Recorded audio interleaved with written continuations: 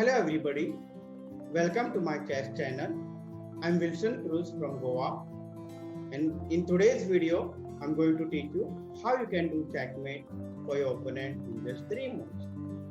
You are going to learn how white can do checkmate for black using one's defense. So let's start. Here white starts with e4.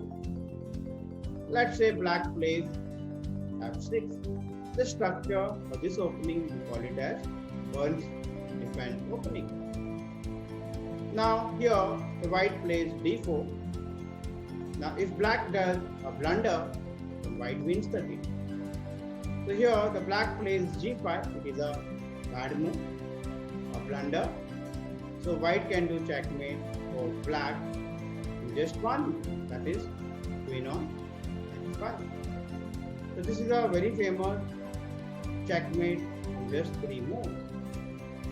If you like my video, please do not forget to subscribe and press bell icon, and you get updated with the new video.